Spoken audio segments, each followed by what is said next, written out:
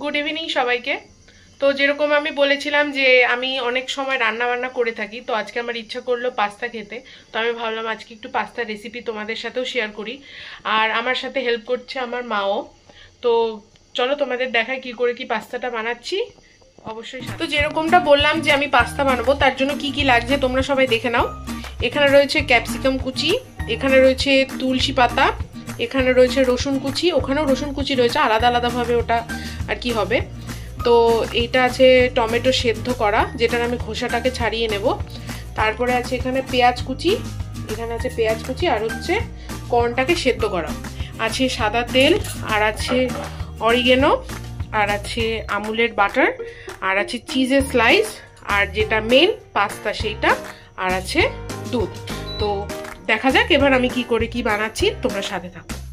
এখন আমার জলটা গরম হয়ে গেছে, এর মধ্যে আমি দিয়ে দেবো পাস্তার পরিমাণ মতো একটু নুন। নুনটা বললাম পাস্তাটা এখন সেদ্ধ করার জন্য, নুন গরম জলে পাস্তাটা দিয়ে দেবো। এর মধ্যে দেব একটুখানি সাদা তেল,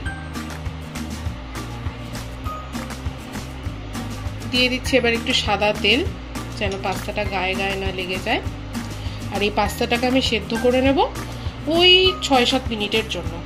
তো এই মিক্সির মধ্যে যেমনটা বললাম টমেটো সেদ্ধ, তারপর হচ্ছে তুলসী পাতা, আর হচ্ছে ওই একটা রসুনের কোয়া মতো, ওটা এখন আমি পেস্ট করে নেব। আমাদের পাস্তাটা সেদ্ধ হয়ে গেছে, এটাকে এবার আমি নামিয়ে নেব। কড়াই গরম হয়ে গেছে, এর মধ্যে দিলাম সাদা তেল আর কিছুটা পরিমাণ বাটার। প্রথমে আমরা হোয়াইট সসটা বানিয়ে নেব।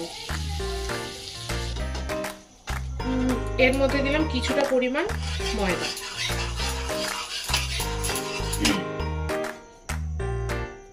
আস্তে আস্তে করে ময়দাটা দিতে হবে।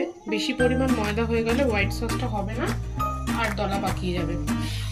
তার জন্য অল্প অল্প পরিমাণে ময়দাটা দিয়ে তারপরে আমরা এর মধ্যে অ্যাড করবো দুধ। এবার আমি অ্যাড করছি দুধটা, অল্প অল্প করে দেব।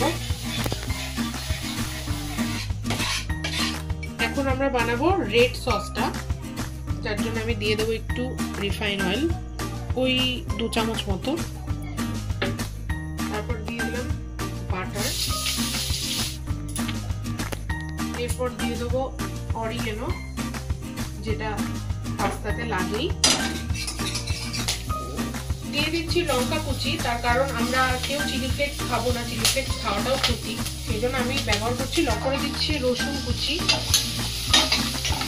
এরপর আমরা দিয়ে দিচ্ছি পেঁয়াজ কুচি, এবারে ক্যাপসিকামটাও এর মধ্যে অ্যাড করে দিচ্ছি, এর সাথে কর্নগুলো অ্যাড করে দিচ্ছি, সব একসাথে ভাজবো। তাই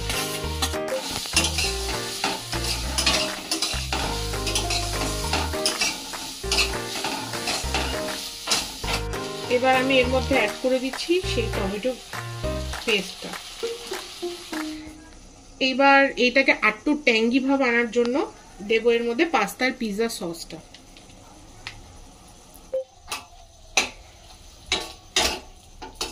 এবার সেদ্ধ করা পাস্তাগুলো এর মধ্যে দিয়ে দিলাম। এবার আমরা সবার শেষে অ্যাড করব এই হোয়াইট সসটা, যেটা আমরা বানিয়ে রেখেছি সেইটা। এবার এটাকে ভালো করে মিশিয়ে নেব। পিঙ্ক সস পাস্তা দেখতেই পেলে কি করে রেসিপিটা তৈরি করলাম। তোমরাও বাড়িতে এভাবে তৈরি করো এবং কমেন্টের মাধ্যমে আমাকে জানিও কেমন লাগলো।